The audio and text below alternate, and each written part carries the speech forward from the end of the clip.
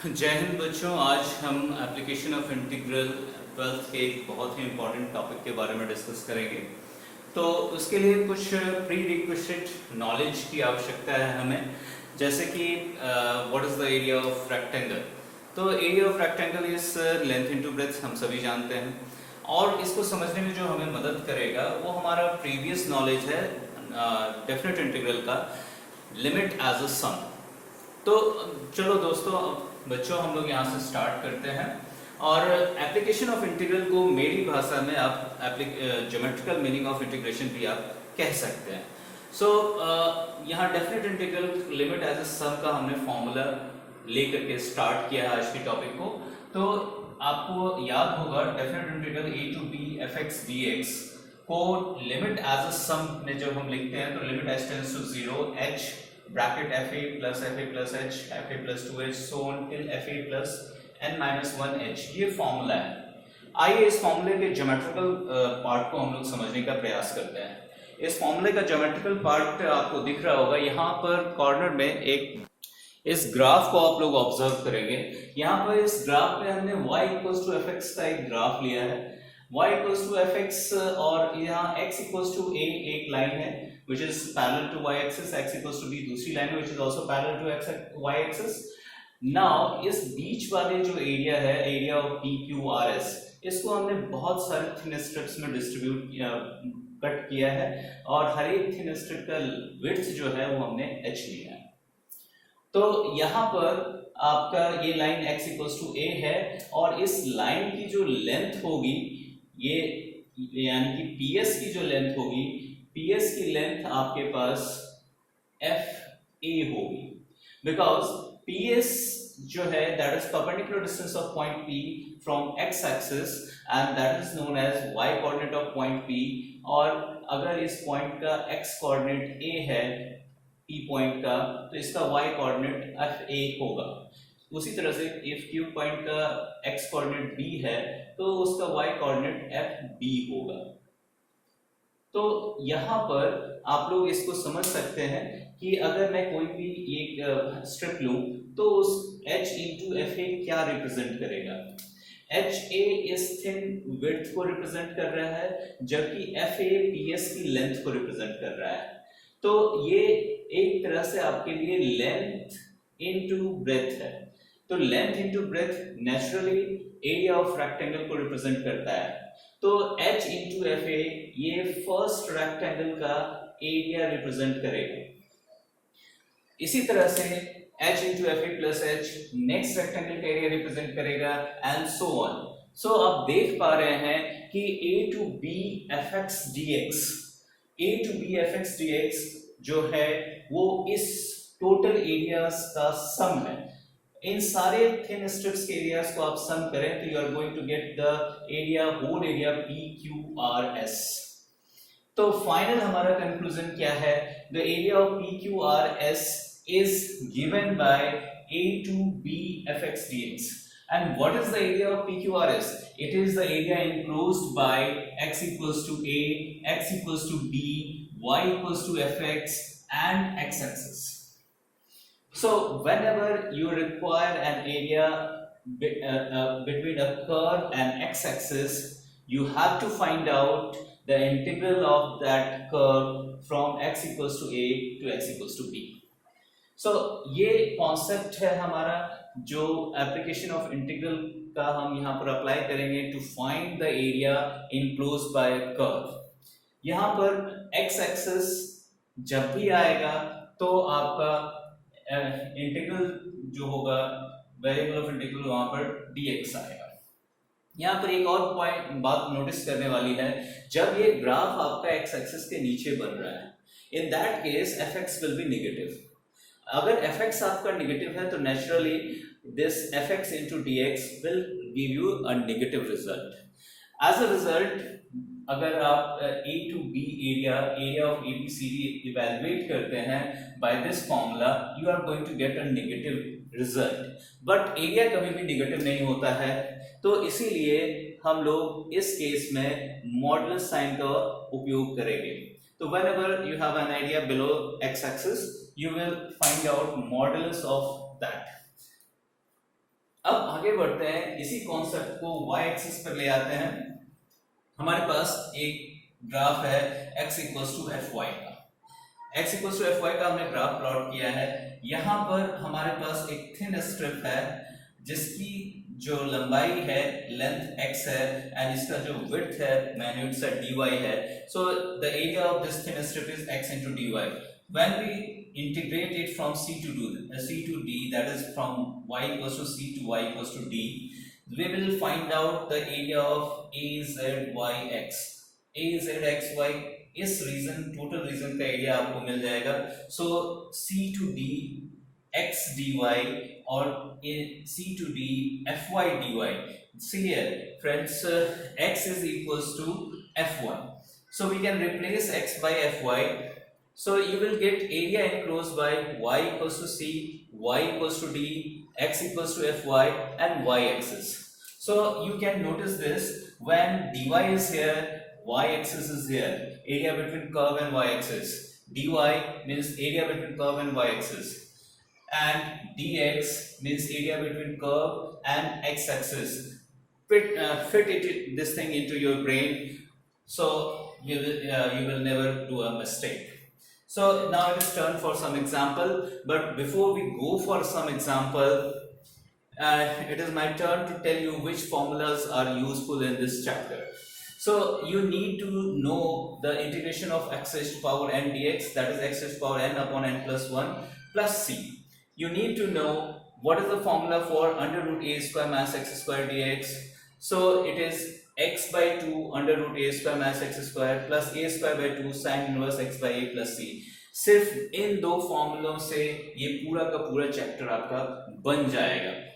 Now हम एक example ले रहे हैं। We have to find out area of an ellipse whose equation is given x square by a square plus y square by b square equals to 1. तो हमने सबसे पहला काम क्या किया है, इसका ग्राफ प्लॉट कर लिया है और इसे हम x एक्सिस की मदद से निकालने में इंटरेस्टेड हैं। So I have taken a thin strip which is perpendicular to x axis. Obviously its width is taken as dx and its length is y. So this is the curve y equals to fx. So इस curve की equation में हमें y equals to evaluate करना पड़ेगा, but उससे पहले हमें यहाँ पर देखना होगा this ellipse, it is the standard form of ellipse and it is the point x axis and y axis are its points of symmetry. So अगर हम एक पार्ट का एरिया निकालें, if you evaluate one portion of area, that is area of OPQ, and you will find out the area of all these four parts are same. So if we evaluate one portion area and multiply it with 4, we will get the whole area of the ellipse. हमें इस पूरे area का पूरे ellipse का area मिल जाएगा. So area of ellipse is equals to 4 times area of OPQ. Friends, now I need to find out y from the equation given. So from here I have evaluated y square by b square equals to 1 minus x square by a square. इसे हम उधर transpose कर रहे हैं, फिर यहाँ हमने LCM लिया और साथ में b square को उधर ट्रांसपोज किया. So we are getting y equals to b upon a under root x square minus x square. y को in terms of x हमने एक्सप्रेस किया. Now in place of y, that is fx, we have to substitute this value here. तो हमें ये value यहाँ पे substitute करनी है. ये साथ में ये फाइंड आउट करना है कि ये OPQ एरिया किन दो perpendicular lines, perpendicular to x axis lines के बीच में है. तो this area is line between x equals to 0 and x equals to a. So our limit is 0 to a. Now we substitute the value of y की value यहाँ पे substitute करते हैं b upon a under root x square minus a square minus x square. So after substituting the formula, आपके पास b by a constant है, 4b by a बाहर निकल गया. यहाँ पर सेम फॉर्मूला लिखा हुआ है under root a square minus x square dx. Its integration is x by 2 under root a square minus x square plus a square by 2 sin inverse x by a plus c. So we are using the same formula here. यहाँ पर हमने limit put करना है from 0 to a. 4b by a definite integrals अभी तक आप हम लोग अच्छे से कर चुके हैं, तो हमें लिमिट पुट करने में कोई परेशानी नहीं होगी. We can put it easily. So I am putting the upper limit. So a by 2 into a square minus a square. This term becomes 0. So I have written 0 here. Now a square by 2 sine inverse a upon a. A upon a becomes 1. Sine inverse 1 is pi by 2. So I am just writing a square by 2 into sine inverse 1. Now I am putting the lower limit. So minus lower limit. So 0 by 2 into anything becomes 0. A square by 2 sine inverse 0 by a becomes 0. So these both things are 0. Now we will substitute the value of sine inverse 1, that is pi by 2. So we have 4b by a into a square by 2 into pi by 2, and after calculation you are getting pi ab square units. So this is your required area of the ellipse. This is your required area of the ellipse. I hope you all are clear about this. So we will now take another example. Next example बच्चों हम लेते हैं equation of a circle. Circle का area हमें निकालना है और इस बार हम लोग एक्स एक्सिस के बदले वाई एक्सिस की ओर चलेंगे और वाई एक्सिस के लॉन्ग एरिया निकालने का प्रयास करेंगे. हमारे पास एक इक्वेशन ऑफ सर्कल गिवन है X square plus Y square equals to A square. इसका हमने यहाँ पर ग्राफ प्लॉट कर लिया है और हमें वाई एक्सिस के लॉन्ग चलना है, इसीलिए वाई एक्सिस के परपेंडिकुलर हमने यहाँ पे एक थिन स्ट्रिप ले लिया है जिसकी लेंथ एक्स यूनिट्स है and width Y D Y. यहाँ पर अब रिक्वायर्ड एरिया के बारे में हम लोग सोचेंगे. तो रिक्वायर्ड एरिया जो है इस कंप्लीट सर्कल का एरिया, बिकॉज ये सर्कल भी जो है आपका 4 इक्वल पार्ट्स में डिवाइडेड है. It is symmetrical about X axis and Y axis. So it is required area will be 4 times of this area OAB. तो 4 into area of triangle OAB will give you the required area.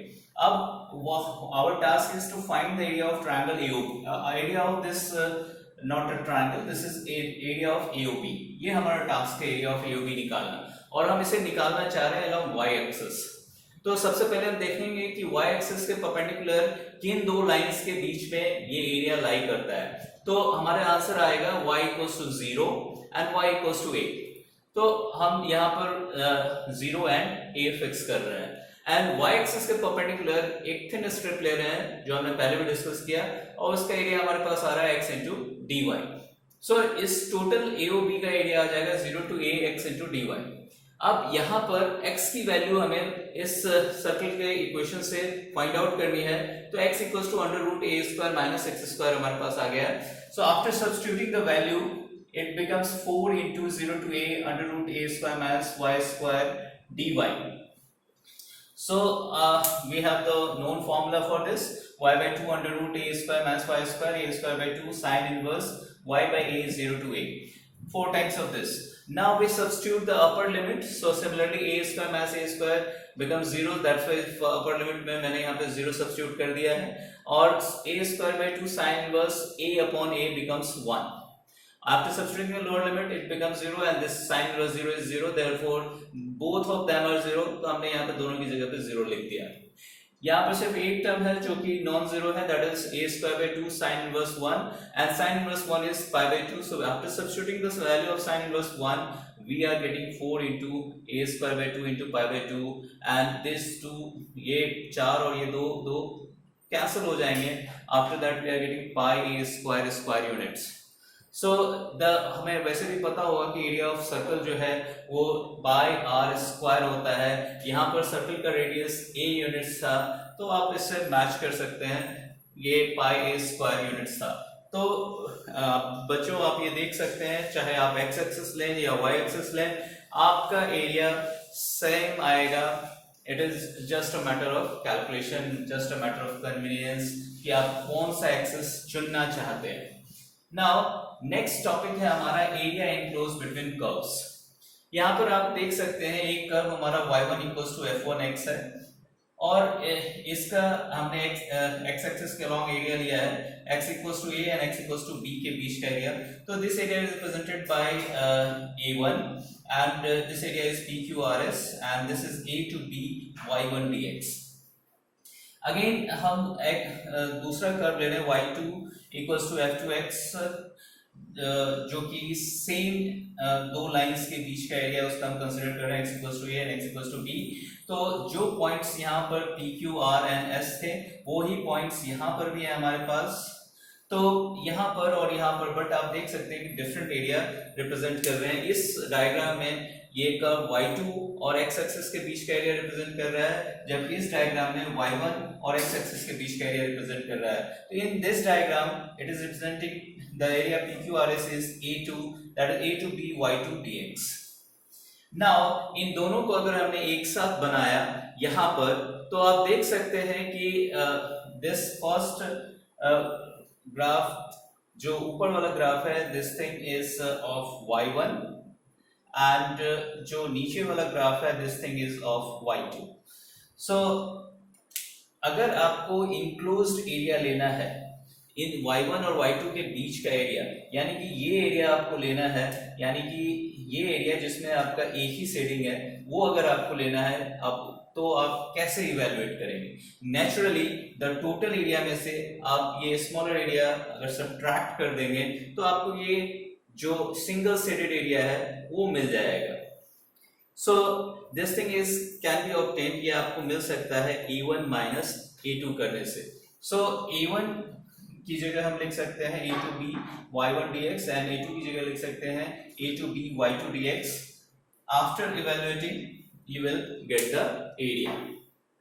तो ये concept हमारा आगे भी continue रहेगा, इसके examples हम consider करते हैं। उससे पहले हम लोग कुछ मुख्य बातें डिस्कस कर लें, some main points. So in this chapter in normally intersection of curves will come, so you have to find out the intersection point, you have to plot the graph, you have to save the required area.